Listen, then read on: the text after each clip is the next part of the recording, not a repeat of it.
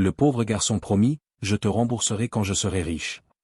Daniel venait de perdre ses parents, il avait faim et n'avait nulle part où aller. Mabel Hart l'accueillit et le nourrit malgré les remarques des voisins. 20 ans plus tard, sa bonté lui fut rendue au moment où elle s'y attendait le moins et changea tout. Avant de continuer, si c'est la première fois que vous regardez une de nos vidéos, nous vous invitons à vous abonner. Votre soutien est précieux et nous permet de vous proposer des histoires encore plus inspirantes. Commençons. La ferme se trouvait à l'extrémité du comté, là où les routes goudronnées laissaient place à la terre. Elle n'était ni grande ni impressionnante, juste assez grande pour occuper une femme du matin au soir. Mabel Hart la cultivait seule depuis des années. Les clôtures penchaient, le toit du hangar s'affaissait. Pourtant, les rangs étaient bien droits et la terre restait vivante car elle refusait de la laisser mourir. Un après-midi, alors qu'elle remontait un seau de la pompe, elle remarqua un mouvement près des arbres. Ce n'étaient pas des animaux, c'était trop lent, trop incertain. Elle posa le seau et attendit. Un garçon en sortit, pas plus de 10 ans, les bras maigres pendants, la chemise raide de sueur séchée. Ses chaussures étaient fissurées sur les côtés. Il ne s'enfuit pas en la voyant. Il resta planté là, les yeux rivés sur elle, comme s'il s'attendait à être poursuivi. « Que fais-tu sur mon terrain » demanda Mabel. « Je ne vole rien » répondit-il rapidement. « Je me suis juste perdu. » Elle l'examina. De la terre sous ses ongles, les lèvres pâles. La faim se manifestait par de petits signes, à force de la voir. « Comment t'appelles-tu »« Daniel. »« D'où viens-tu » Il désigna la route du doigt. « De n'importe où, sauf là. » Elle n'insista pas. Elle lui dit de s'asseoir sur le porche pendant qu'elle finissait son travail. À son retour, elle posa une assiette devant lui. Des haricots, du pain de maïs, rien d'extraordinaire. Daniel mangeait comme s'il craignait que la nourriture ne disparaisse s'il ralentissait. Quand il réalisa qu'elle l'observait, il s'excusa la bouche pleine. « Tu es malade » demanda-t-elle. Il secoua la tête, puis hésita. « Parfois. » Cette nuit-là, il dormit sur une couverture pliée près du poêle. Au matin, il était toujours là. Au bout de 3 jours, il cessa de demander quand il devait partir. Mabel ne lui dit jamais qu'il pouvait rester. Elle lui confiait simplement de petites tâches, porter ceci, tenir cela, rester assis. Les semaines passèrent, puis les mois, et Daniel la suivit partout. Il apprit à cultiver la terre sans qu'on lui enseigne. Il comprit quand il ne fallait pas poser de questions. Quand les vivres venaient à manquer, Mabel mangeait moins. Un hiver, alors qu'il était malade, rongé par la fièvre, elle vendit les outils qu'elle utilisait depuis des années et parcourut des kilomètres pour aller chercher des médicaments. Une nuit, alors qu'une quinte de toux l'empêchait de dormir, Daniel murmura, « Quand je serai riche, je te rembourserai. » Mabel sourit, fatiguée, mais sincère. « Concentre-toi sur ta guérison, » dit-elle. La vie réclame son dû en son temps. Elle ignorait alors combien c'était vrai. Daniel s'intégra à la ferme sans cérémonie. Il en apprit le rythme en observant. Quand Mabel se levait, il se levait. Quand elle s'arrêtait, il attendait. Elle lui montra comment rincer le gravier des haricots, comment tester la terre à l'odeur, comment distinguer la pluie du vent à la façon dont les oiseaux s'envolaient. Il écoutait plus qu'il ne parlait. Cela lui plaisait. La nourriture était rare. Mabel avait l'habitude de faire durer les repas, réduisant les portions sans rien dire. Daniel s'en aperçut quand même. Il commença à faire semblant d'être rassasié, laissant du pain pour qu'elle le mange plus tard. Quand elle comprit, elle le gronda une fois, puis laissa tomber. La survie imposait ses propres règles. Les responsables de l'école arrivèrent 1 an plus tard. Questions, formulaires, regard en coin vers le garçon qui n'était pas à elle. Mabel signait ce qu'elle pouvait. Quand les déjeuners devinrent un problème, elle emportait des biscuits supplémentaires enveloppés dans un linge. Ses chaussures s'usaient plus vite qu'elle ne pouvait les remplacer. Elle recousait les semelles tard dans la nuit, les doigts engourdis, l'aiguille lui coupant la peau. Elle ne ressentait plus rien. La ferme vieillissait avec elle. Les saisons passaient. Daniel grandissait, ses épaules s'élargissaient. Sa voix muait. Il apprit quels poteaux de clôture penchaient et lesquels pouvaient encore supporter le poids. Il apprit où le sol était inondé en premier, et où le maïs survivait le plus longtemps. La terre l'avait élevé autant qu'elle. Les gens parlaient à voix basse, au magasin, à l'église. Certains la trouvaient gentille, d'autres sotte. Personne ne lui proposa son aide. Mabel apprit à décrypter les silences, les sourires qui n'atteignaient pas les yeux. Elle continua à travailler. Quand Daniel eut 15 ans, une berline noire descendit le chemin de terre et s'arrêta devant le portail. Un homme en sortit, le dos raide, les cheveux argentés, mais le regard perçant. Daniel se figea. « C'est mon grand-père » dit-il. La conversation resta sur le perron, un jargon juridique. La garde, des années perdues, la vie que Daniel aurait dû avoir. Mabel écoutait sans l'interrompre. Quand Daniel la regarda, la peur se lisant clairement sur son visage, elle hocha la tête. « Vas-y, dit-elle. Ne laisse pas passer ta chance. » Il la serra fort dans ses bras, tremblant. « Je n'oublierai pas, dit-il. Je te le promets. » Elle lui glissa un petit mot plié dans la main. Son nom, l'adresse de la ferme. « Au cas où, dit-elle. » Après son départ, un silence pesant s'installa. Mabel travailla plus longtemps, le dos encore plus courbé. À la fin de sa soixantaine, les camions commencèrent à venir plus souvent. Des hommes en bottes propres lui proposaient des prix qui semblaient généreux, mais qui lui paraissaient abusifs. Elle refusait tout le monde. Les voisins vendirent. Les champs disparurent derrière les clôtures. Des panneaux, à vendre, apparurent. Des inspecteurs arrivèrent avec leurs bloc-notes, tapotant sur des planches, et tournèrent autour de sa grange. Ils écrivaient des choses qu'elle ne comprenait pas et ne lui donnaient aucune explication. Des lettres suivirent, non-conformité, insalubrité, puis une convocation au tribunal. En ville, on lui disait qu'elle aurait dû vendre plus tôt. Que se battre était inutile. Mabel continua malgré tout à planter. La date de l'expulsion était entourée d'un cercle rouge sur son calendrier. Elle le fixa longuement, puis referma le livre. Le convoi de force de l'ordre arriva en fin de matinée, ni trop tôt pour éprouver de la clémence, ni trop tard pour laisser place aux excuses. 2 camions du comté entrèrent en premier, leurs pneus crissant sur la route. Au bord de son champ, un camion plateau suivit. Puis une camionnette blanche aux vitres teintées. Les moteurs tournaient sans cesse. La poussière flottait dans l'air et se déposait sur les cultures comme une insulte silencieuse. Mabel se tenait près du porche, les mains jointes devant elle, les yeux rivés sur les hommes qui descendaient. Elle en reconnut un, l'inspecteur. Même bloc-notes, même expression impassible. Il évita son regard et se mit à parler au shérif adjoint.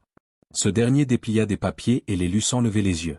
Procédure, non-conformité, ordonnance du tribunal, un langage qui sonnait définitif. Mabel écouta. Elle ne l'interrompit pas. Quand il eut fini, elle hocha la tête une fois. Ils se déplacèrent ensuite rapidement. Trop rapidement. Des chaises furent traînées. Des cartons furent déversés. Une photo encadrée glissa d'une pile et se brisa sur le sol. Personne ne la ramassa. Quelqu'un laissa échapper un petit rire, puis se tut lorsque le shérif adjoint jeta un coup d'œil. Un petit groupe se rassembla près de la route. Des voisins qui avaient vendu leur terre des années auparavant. Certains les regardaient, les bras croisés. D'autres fixaient le sol. Une femme murmura que c'était dommage. Une autre dit qu'on ne pouvait rien y faire. Personne ne franchit la barrière. Lorsqu'ils emportèrent le matelas, quelque chose céda dans le corps de Mabel. Sa jambe se déroba. Elle tenta d'attraper la poignée de la pompe, mais la manqua. Ses genoux heurtèrent violemment le sol. Le souffle lui manqua et ne revint pas aussitôt. « Madame, » dit le shérif adjoint d'une voix plus douce. « Vous devez bouger. » Elle ne répondit pas, les mains enfoncées dans la terre, les doigts crispés comme si elle pouvait la retenir par la force. Les larmes jaillirent sans prévenir. Forte, incontrôlable. C'est ce qu'elle détestait le plus. L'inspecteur regarda sa montre. Soudain, un bruit sourd déchira le silence. Un grondement. Le vent emporta des papiers épars. Les têtes se tournèrent. Un hélicoptère descendit au-dessus du champ au loin, aplatissant les cultures à l'atterrissage. Un nuage de poussière explosa, recouvrant bottes et uniformes. Les moteurs s'arrêtèrent. Un silence pesant s'installa. Un homme en sortit. La quarantaine. Chaussures propres, veste sombre, posture calme. Il scruta lentement les lieux, observant les camions, les affaires éparpillées, la femme étendue au sol. Sa mâchoire se crispa. « Que se passe-t-il » demanda-t-il. L'inspecteur reprit ses esprits le premier. « Affaire du comté » dit-il rapidement. « Infraction au règlement de propriété. » Le regard de l'homme se porta sur Mabel. Il s'approcha, se pencha et s'accroupit, gardant ses distances, sans la toucher. « Madame, » dit-il doucement. « Quel est votre nom » Elle leva les yeux, confuse, le visage maculé de terre et de larmes. « Mabel Hart. » L'homme inspira brusquement. Il ferma les yeux un instant. Lorsqu'il les rouvrit, son expression avait changé. Il se leva et se tourna vers les agents. « Arrêtez, » dit-il. « Immédiatement. »« Vous n'avez pas l'autorisation » commença l'inspecteur. « Si » répondit l'homme. Il sortit son téléphone. « Parce que ma société est propriétaire des terrains environnants, parce que ces rapports d'inspection sont falsifiés et parce que ce terrain est protégé par des documents que vous n'avez jamais vérifiés. » Il se tourna vers Mabel. Sa voix baissa. « C'est Daniel. » Le nom ne lui parvint pas tout de suite. Mabel le fixa, clignant des yeux comme si sa vue la trahissait. La poussière, le bruit, la douleur dans ses genoux. Daniel n'était plus qu'un souvenir, un garçon maigre sur un perron. Pas un homme debout devant elle, un hélicoptère en marche derrière lui.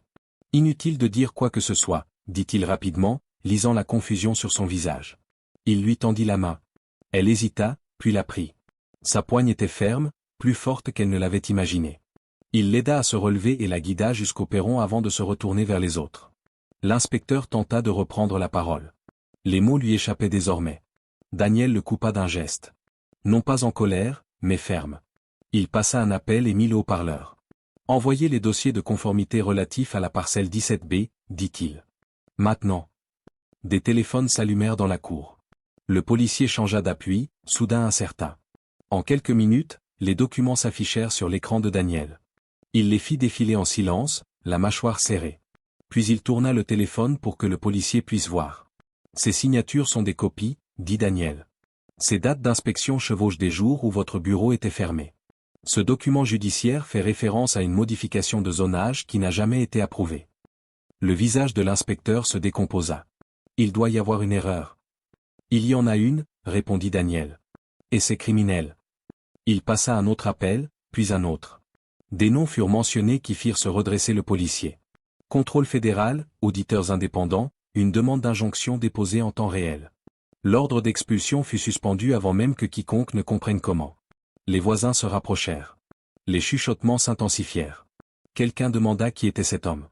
Un autre répondit que c'était lui qui venait de rafler la moitié des contrats régionaux. Les téléphones sonnaient. Les photos crépitaient.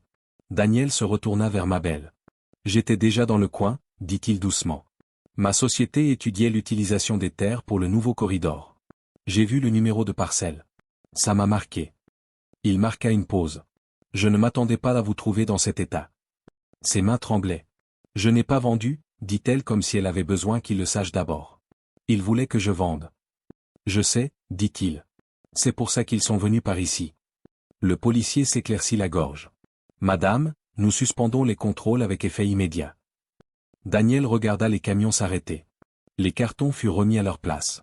Un ouvrier ramassa le cadre photo fêlé et le tendit à Mabel sans la regarder. En fin d'après-midi, l'inspecteur était parti. Le convoi repartit plus lentement qu'il n'était arrivé. La route retomba dans le silence, mais ce n'était plus le même silence. Il était lourd de sens. Daniel resta. Il parcourut le terrain avec elle, lentement, écoutant plus qu'il ne parlait. Il lui demanda où le sol retenait l'eau, où le gel arrivait en premier. Il se souvenait de plus de choses qu'il ne l'admettait. Lorsque le soleil déclina, il se tenait près du porche, les mains dans les poches, les yeux rivés sur les champs.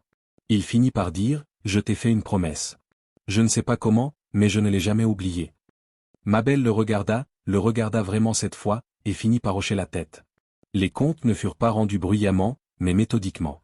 Les auditeurs arrivèrent en quelques jours, et non en quelques semaines. Ils parcoururent les mêmes lieux que les inspecteurs, mais plus lentement. Caméra fixe, questions précises, documents mis au jour, dates incohérentes. Des paiements apparurent là où ils n'auraient jamais dû. À la fin du mois, des accusations furent portées. Les entreprises se retirèrent discrètement de la région. Puis, soudain, le cours de l'action chuta. Les dirigeants démissionnèrent. Les transactions foncières s'effondrèrent sous leur propre poids.